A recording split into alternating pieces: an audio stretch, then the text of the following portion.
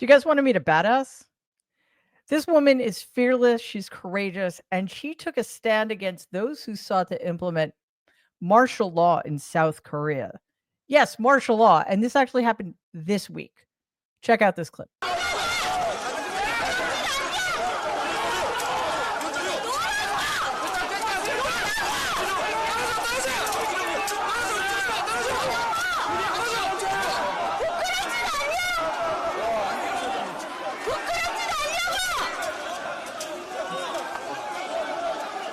That warrior's name is An Guigyang, and I apologize if I mispronounced her name. But her confrontation with that very heavily armed soldier has become the defining image of the South Korean people's resistance to martial law.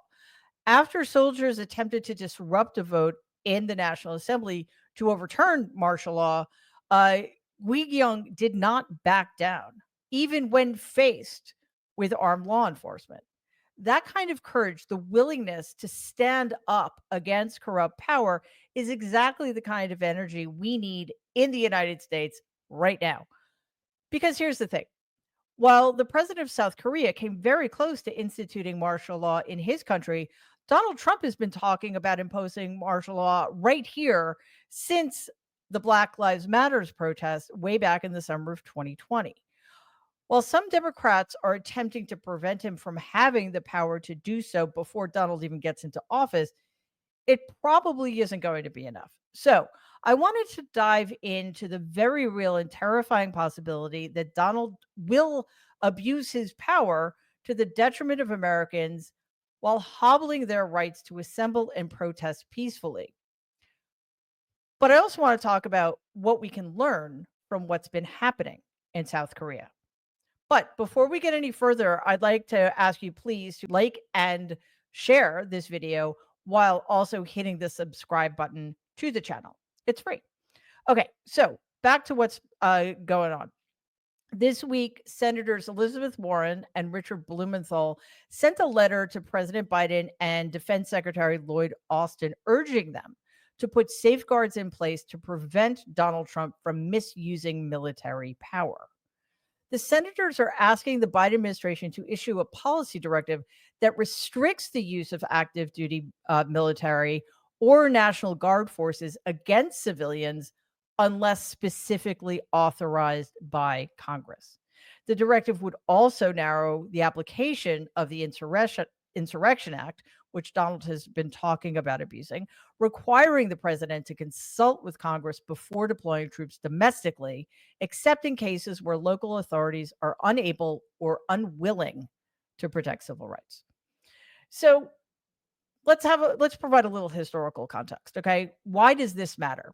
Again, think back to the summer of 2020 when Black Lives Matter protesters were attacked by unmarked federal agents with tear gas and rubber bullets in public. This wasn't just chaos. This was deliberate, a glimpse into how military power can be misused against Americans and will be misused and abused against Americans when Donald's back in office. Warren and Blumenthal's proposal is designed to make sure that never happens again.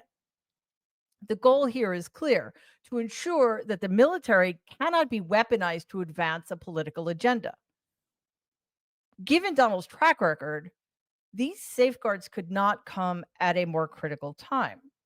Yes, it's true that Donald could overwrite the policy or simply ignore it, but the intention of putting it in place is that if he does violate it, it will send a clear message to the American people that Donald will stop at nothing to abuse his power and to ignore all of the norms that have been put in place to protect the American people. He views martial law not as a way to protect us, but as a tool for his own authoritarian control. As I mentioned earlier, South Korea is dealing with martial law right now. Their president, Yoon Suk Yeol, decided this week that declaring martial law was the answer to his political troubles. Here's where the parallels get a little bit chilly. Yoon, much like Donald, is a right wing leader who barely won his election. Leaders like this often lean into fear and division to maintain control. Sound familiar? And martial law becomes a very tempting tool for them to use when they feel that their legitimacy is being questioned or their power is waning and becoming unstable. Yoon justified his declaration by citing supposed threats from North Korea and internal enemies, a common tactic used by authoritarians to frame dissent as a national security risk. But the move quickly backfired. Not only did it spark massive protests across the country, but even Yoon's own party members began calling for his impeachment. The National Assembly acted quickly, reversing the martial law order within days, and the damage to Yoon's credibility is severe and probably not survivable. Some analysts are actually suggesting that this could just be the beginning of the end of his presidency. The best part is the public didn't just resist, they sang Christmas songs about impeaching him. I'm not kidding. Check this clip out.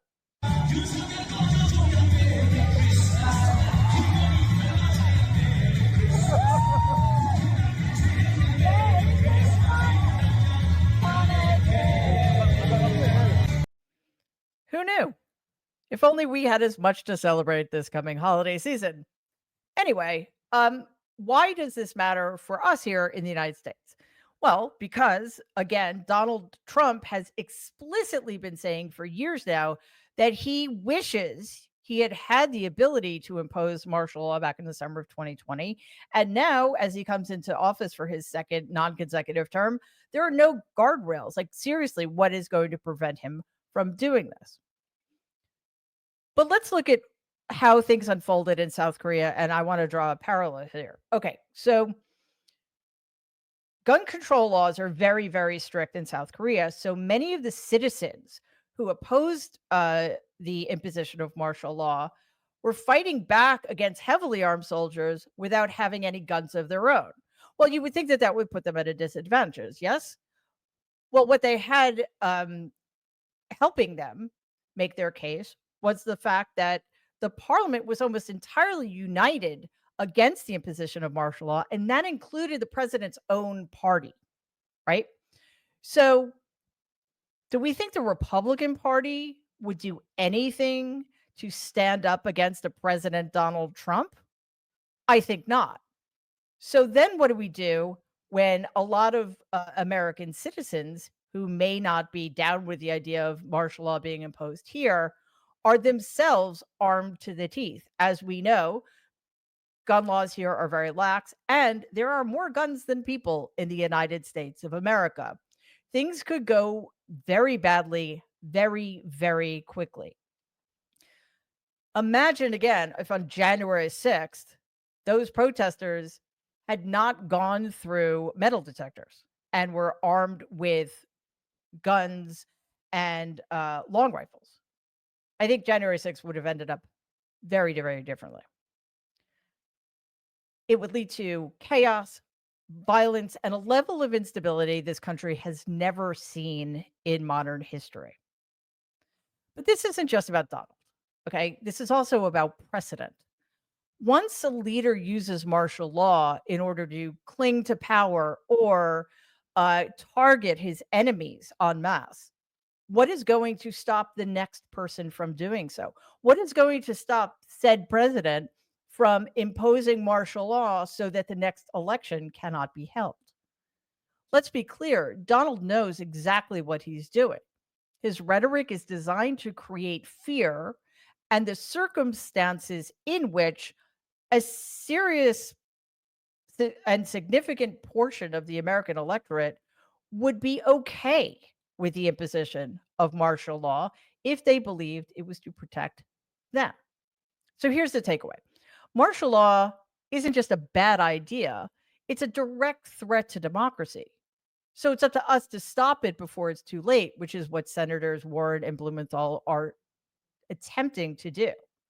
We have to monitor the situation very closely, make sure we're up to date on all the measures and actions that are being put in place to prevent Donald Trump from imposing martial law, and understand that if he were to, all of the reasons why it is anti-constitutional, anti-American, and anti-democratic. If this video resonated with you, please share it with somebody else you think needs to hear it. Because although our democracy is very, very fragile right now, if we stay informed and we stick together, we can protect our democracy, even from the likes of Donald Trump and the thugs that he continues to nominate to key positions in our government. So hit the like button. If you are ready to stand up to authoritarianism, please don't forget to subscribe to the channel. It's free. And let's keep fighting the good fight. Thanks for watching.